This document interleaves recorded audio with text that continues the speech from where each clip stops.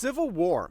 I'm calling this the mother of all superhero squabbles. The fight that proved that when heroes disagree, they really disagree. It all kicked off in Stamford, Connecticut due to a spectacularly boneheaded move by the reality TV superhero team, the New Warriors. They tried to apprehend a villain named Nitro in a residential neighborhood. Nitro did what his name suggests, causing a colossal tragedy. Over 600 civilians, including 60 children, were killed. As a result, this event shattered public faith and empowered individuals. The US government responded with the Superhuman Registration Act, forcing all powered people to unmask, register, and become federal employees. Tony Stark, driven by guilt, led the pro-registration side because he believed oversight was necessary. Standing against him was Steve Rogers, who argued that government control violated civil liberties, which I agree with, to be honest, so he went completely underground. The catastrophic nature of this war was that it was about political ideology, which saw friends and family beating the snot out of each other. What makes it even crazier is that Stark created a murderous clone of Thor to fight Cap's team. That clone killed the hero Goliath, who's a former Avenger by the way, which radicalizes many, including Spider-Man, who defected after seeing the brutality. The government started rounding up non-compliant heroes and locking them away in a prison in the negative zone, like they're global terrorists.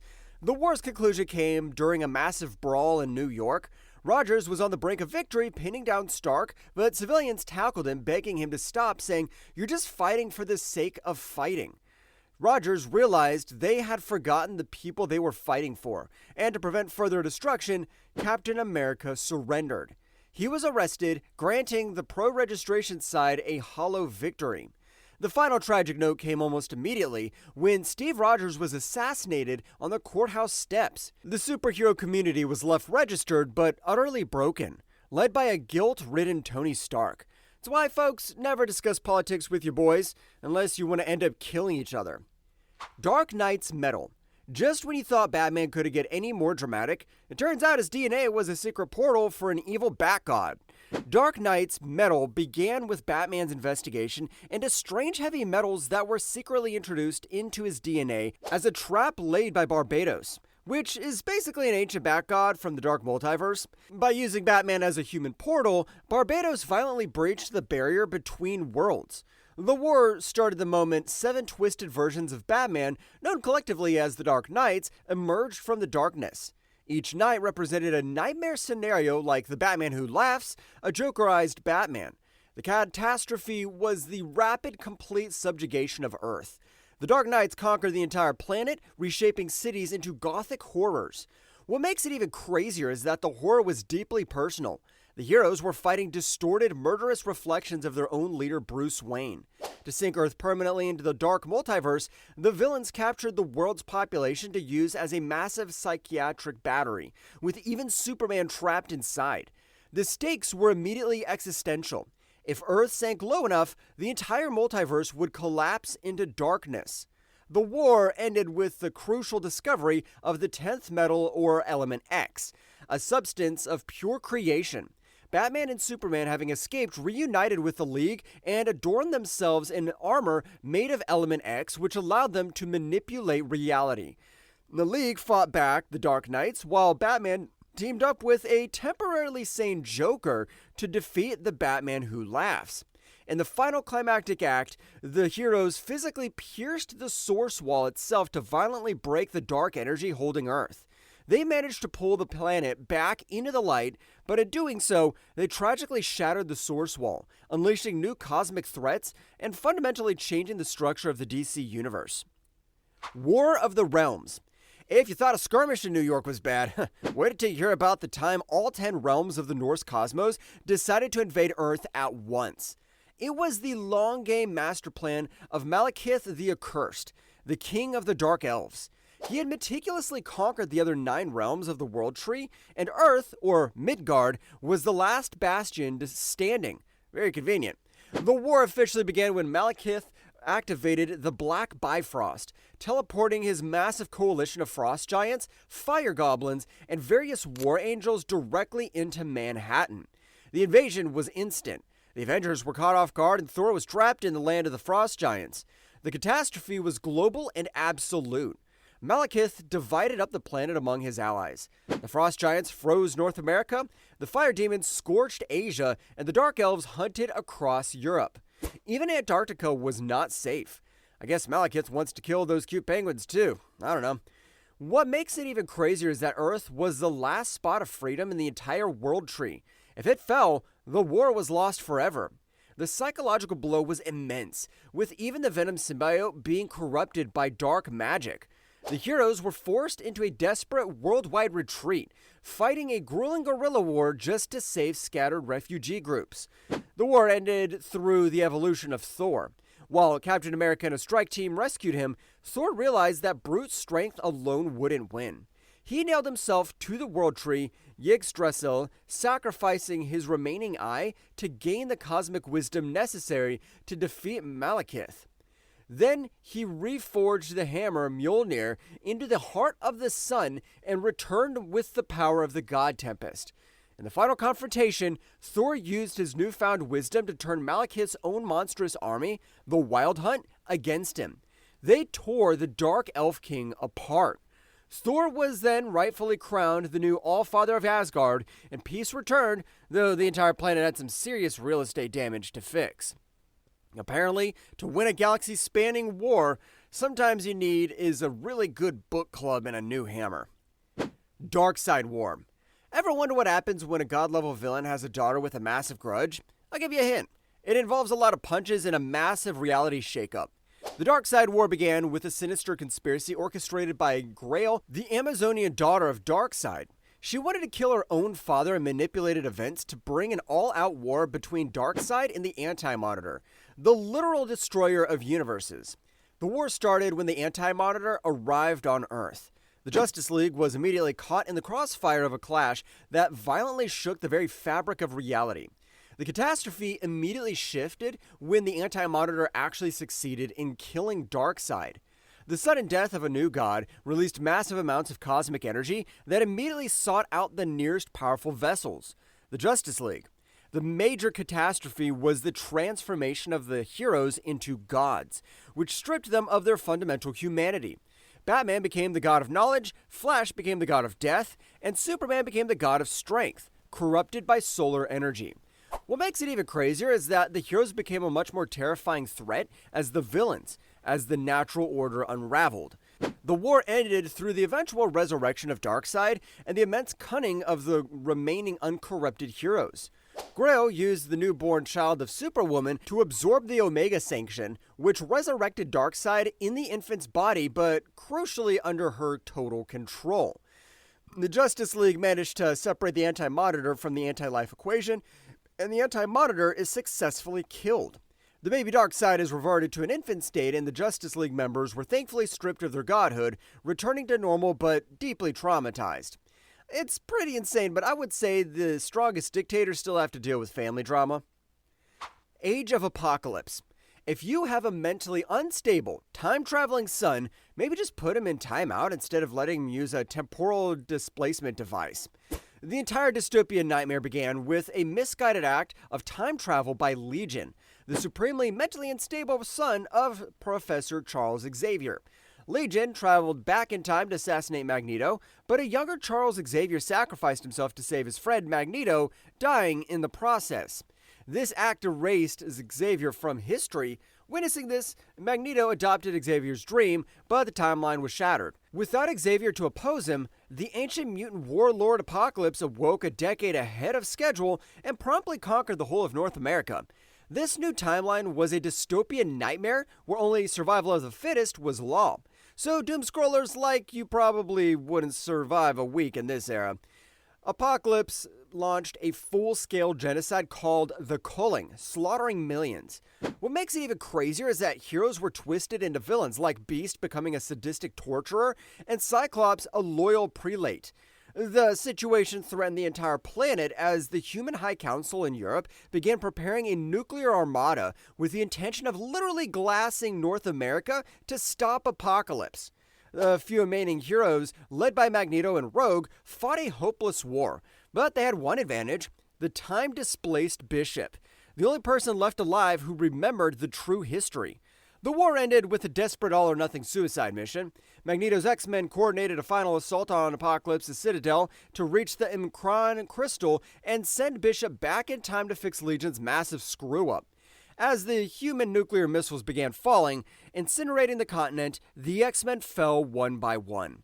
In a final act of vengeance, Magneto ripped Apocalypse in half, killing the Tyrant just as the world itself came to an end. Simultaneously, Bishop succeeded in traveling back to the past, intercepting Legion, and showing him the destruction his actions would cause. The timeline was reset, and the Age of Apocalypse faded into white. Just goes to show that no matter how hard you try to fix history, you probably need a good undo button. Our world's at war. When a cosmic entity decides the entire universe is flawed and needs to be deleted and restarted, you know you're having a bad Monday. Our world's at war began with the arrival of Imperiex, a gigantic cosmic entity embodying entropy, who determined the only solution was to destroy the current universe and introduce a new Big Bang. The classic. The war started with a test invasion of Earth. When Imperiex Prime finally arrived, the war compelled a deeply desperate, uneasy alliance between Earth's heroes and villains, including a grim pact between Superman and President Lex Luthor. The catastrophe was completely unprecedented in its scale and lethality. Imperiex probes landed on Earth and immediately began to hollow out the planet's core. The city of Topeka, Kansas was completely obliterated. What makes it even crazier is that the scale of death forced the heroes to reluctantly militarize and adopt lethal tactics. The situation worsened when Brainiac 13 betrayed the Alliance to siphon Imperix's energy, planning to rule the hollowed-out shell of the universe himself. The war ended with a plan requiring massive sacrifice and profound scientific audacity. Luthor devised a complex strategy involving Superman and Darkseid. The heroes managed to crack Imperix's armor, and Superman flew Imperiex into the sun to try and contain the explosion. Realizing the only way to stop the energy was to send it back in time, the heroes violently pushed both Imperiex and Brainiac 13 through a boom tube directly to the moment of the Big Bang. Their energy was immediately consumed by the creation of the universe, fulfilling Imperix's desire to be part of the creation event, which is ironic. Kree-Skrull War. If your enemies are giant space chickens and sentient green Play-Doh, you might think it's funny, but it's a war that has raged for eons.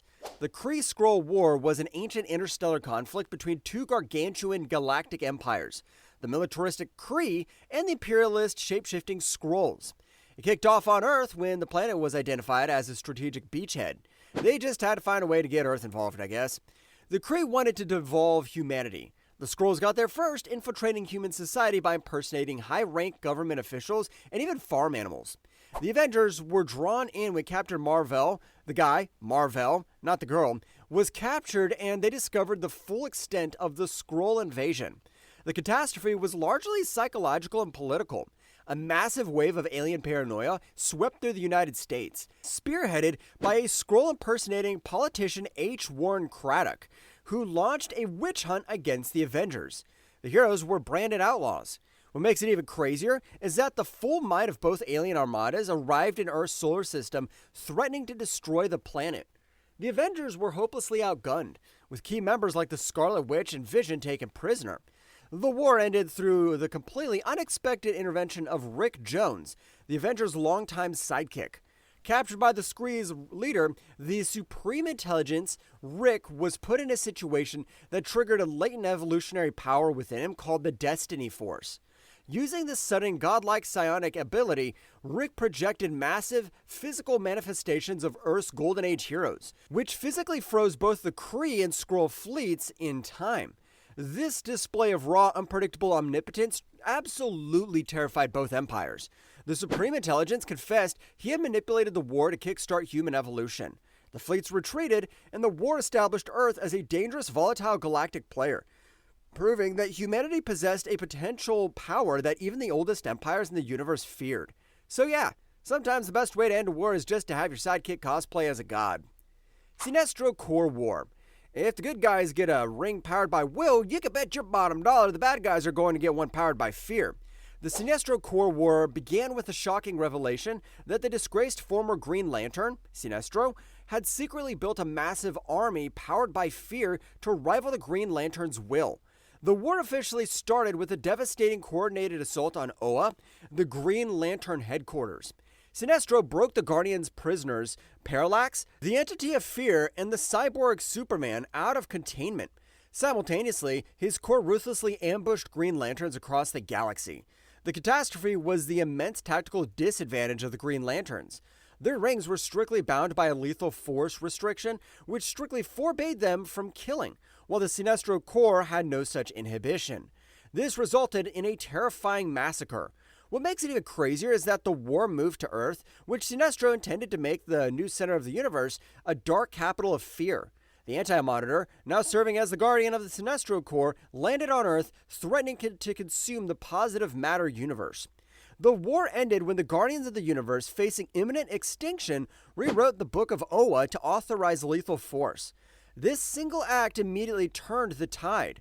Hal Jordan and Kyle Rayner managed to defeat Sinestro in a hand-to-hand brawl, proving that their will was superior to his fear.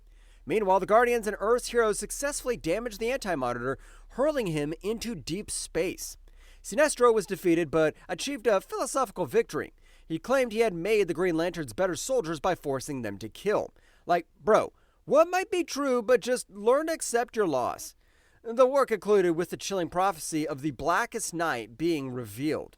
So, takeaway is, if you want to win, you have to break the rules, but you'll probably still end up in space jail. Civil War II. You know what's worse than a battle between superheroes? It's when it's a part 2.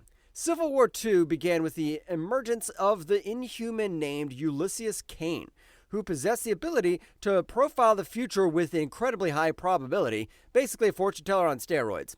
The community fractured immediately. Captain Marvel, this time it's the girl, Carol Danvers, advocated for predictive justice, using the visions to stop crimes before they occurred.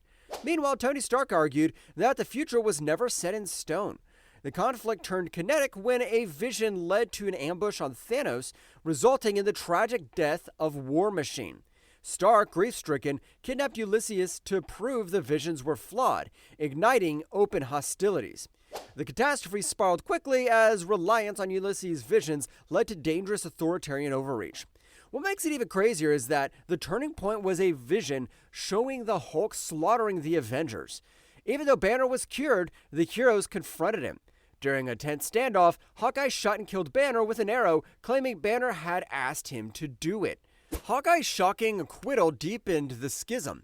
The superhero community engaged in a massive, destructive battle at the Triskelion, completely decimating the facility.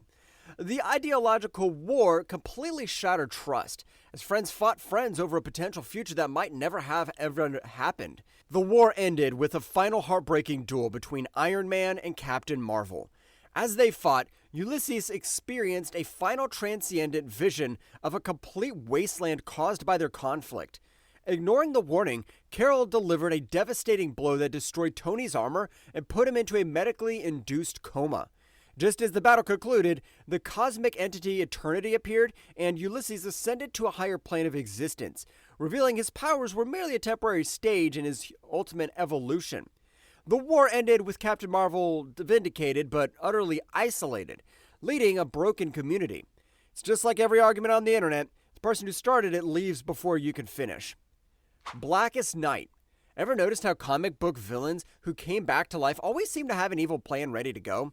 Well, this one involved everyone else's dead bodies. Blackest Night was the horrifying fulfillment of a dark prophecy that stated the dead would literally rise to consume the living. The war began with the vile actions of Blackhand, who committed suicide specifically to become the avatar of Necron, the Lord of the Unliving. Blackhand immediately unleashed millions of black power rings across the universe, reanimating the corpses of heroes and villains as Black Lanterns. The war started intensely on Earth as dead heroes like Martian Manhunter and Aquaman rose from their graves to attack their former friends. The catastrophic nature of Blackest Night was pure emotional terrorism. The heroes were brutally forced into fighting the rotting corpses of their loved ones, who taunted them with their deepest secrets. The scale became universal when Necron himself finally manifested. He revealed that many heroes who had been previously resurrected were only alive because he had allowed it, enabling him to instantly turn them into Black Lanterns. What makes it even crazier is that the catastrophe peaked when Necron attempted to kill the entity of life, which would have instantly ended all life in the universe. The war ended with the crucial unification of the 7 emotional spectrums. Hal Jordan and the leaders of the other Lantern Corps combined their lights to create the immense white light of life. Hal bonded with the life entity, becoming a White Lantern, and shared his power with other heroes. This white light violently severed Necron's connection to the living world and miraculously resurrected the heroes he had claimed. In the final strike, the White Lanterns resurrected Black Hand.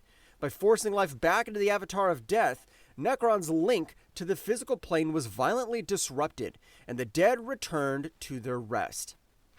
2015 Secret Wars. In a twist worthy of a soap opera, the only thing worse than the end of the world is realizing your greatest enemy is the new god of the new world. In 2015, Secret Wars began with the final incursion, a horrific cosmic phenomenon where parallel universes violently collided and destroyed each other. The multiverse literally died. The war started the moment of the final collision. Dr. Doom, who had stolen the omnipotent power of the Beyonders, salvaged fragments of destroyed realities and fused them into a single bizarre patchwork planet known as Battleworld. The catastrophe was the total, absolute erasure of history and the establishment of a complete false god. For 8 long years, Dr. Doom ruled Battleworld as God Emperor Doom. He expertly rewrote the memories of all inhabitants. What makes it even crazier is that Doctor Strange served as his sheriff, and an entire army of Thors policed the realm. The horror lay in the preservation of the natural order. Ben Grimm was physically transformed into the literal wall protecting the kingdom, and the few heroic survivors from the main universe awoke to find their world gone and their single greatest enemy ruling as a strangely benevolent tyrant. The war ended with a revolt led by those survivors. Reed Richards and Black Panther confronted Doom directly. Reed forced Doom to admit that Reed would have been a better god, that Doom's monumental ego had ultimately limited the potential of the new world. You might not think that would have worked, but it did. Doom conceded, and Molecule Man, the source of Doom's power, transferred the omnipotence to Reed. Reed used the power not to rule, but to recreate the multiverse. Battleworld immediately dissolved, and the entire Marvel Universe was restored, with the heroes returning to a world that was fresh and new. Crisis on Infinite Earths. The only thing more confusing than a family reunion is when all the alternate versions of your family show up at the same time. Crisis on Infinite Earths began with the literal birth of the Anti-Monitor in the Antimatter universe. Consumed by a desire for singular rule, the Anti-Monitor unleashed a devastating wave of antimatter that swept across the entire multiverse, erasing positive matter universes from existence. The Monitor, his positive counterpart, began recruiting heroes from across different Earths to mount a desperate defense. The war started not with a battle, but with the immediate silent erasure of Earth 3. The heroes watched completely helplessly as entire universes were wiped out in mere seconds. The catastrophic scale of the crisis was absolute. Infinite universes were dying. As the antimatter wave advanced, historical eras were blended and the very laws of physics broke down. What makes it even crazier is that in a desperate final bid, the Flash sacrificed himself, running faster than he ever had before to destroy the Anti-Monitor's antimatter cannon, disintegrating into pure energy. Similarly, Supergirl died in a brutal physical confrontation with the Anti-Monitor. The catastrophe narrowed the infinite multiverse down to a mere 5 remaining Earths, which were slowly merging into a chaotic, uninhabitable limbo. The war ended at the dawn of time. The remaining heroes traveled back to the very beginning of the universe to stop the Anti-Monitor. In a final cataclysmic battle, the Spectre wrestled with the Anti-Monitor. The resulting energy explosion successfully rebooted reality, creating a single universe, one Earth with a merged history of the 5 survivors. The Anti-Monitor survived and attacked this single Earth, where the Superman of Earth 2 delivered the decisive final blow, physically punching him into a star.